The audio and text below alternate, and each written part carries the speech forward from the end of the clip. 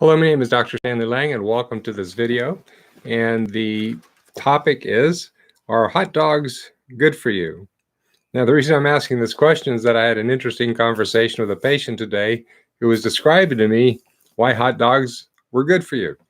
And so he went through the different things that are part of a usual hot dog meal. And it was interesting discussion because I haven't talked about hot dogs being good for a patient ever after all these years. It almost always is a default position that hot dogs are bad for you because of it being a processed meat. But at least it made me take a step back and ask the question of what exactly in a hot dog is good for you or bad for you, and why would somebody make this claim? And kind of related to this is a question that a lot of patients have, which is meat bad for you or good for you? Is red meat good for you or not?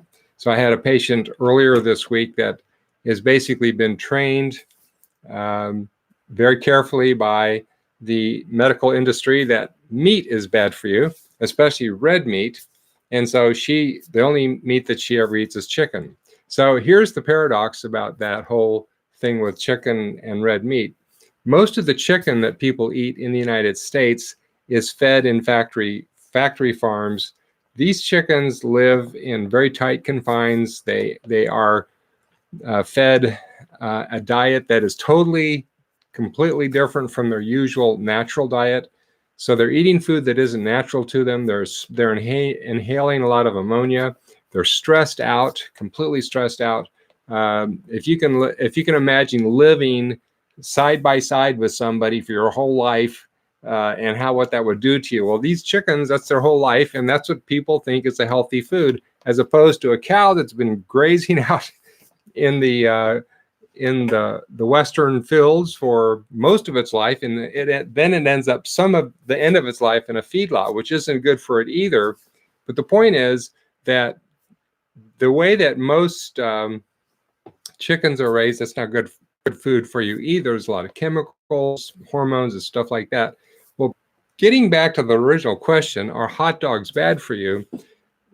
That's actually related to the question, is red meat bad for you? And the original research that goes back decades now that supposedly proved that red meat was bad for people went back to lumping all of the so-called red meat at that time together in the research that was done. So they lumped hamburger, steaks, and hot dogs and other processed meats together. And when they lumped all that stuff together, this research tended to point to the idea that it wasn't good for you. But so at that point, now 50 years ago, the conclusion was that meat was bad for you. But what they did was they polluted the research by combining unprocessed meats, that is like hamburger and steak, things like that, roast, with processed meats like hot dogs and other things like that. So what's a processed meat? That means that somebody took meat, they ground it all up, and then they added a bunch of chemicals to it. Now, I come from a family where my relatives raised their own animals and they made their own sausage. That sausage wasn't bad for you. We knew exactly where the ingredients came from because it came from right off the farm. There wasn't anything artificial about it. But the problem is most of the stuff you buy in the store has a lot of chemicals in it.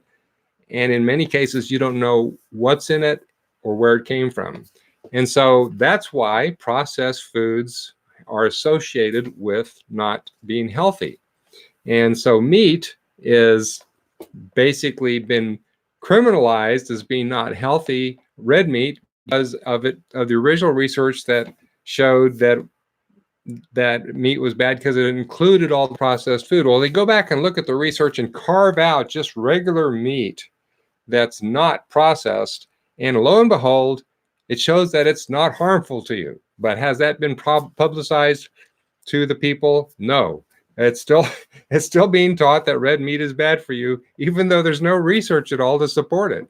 Now, you could say that it's not as good for you as other things, and so what is better for you than just plain old red meat. Well, pasture raised red meat, that's what's better for you.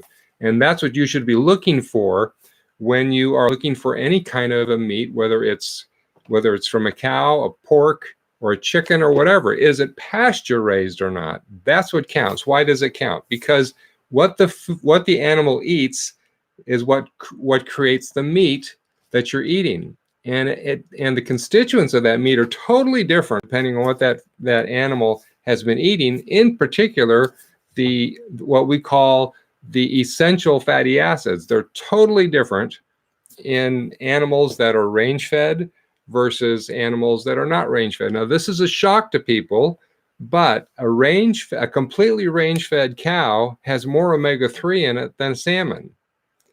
So why do you think our ancestors that never saw the ocean survived? Because they got their omega-3 from the animals that they were consuming, which were all range fed at the time.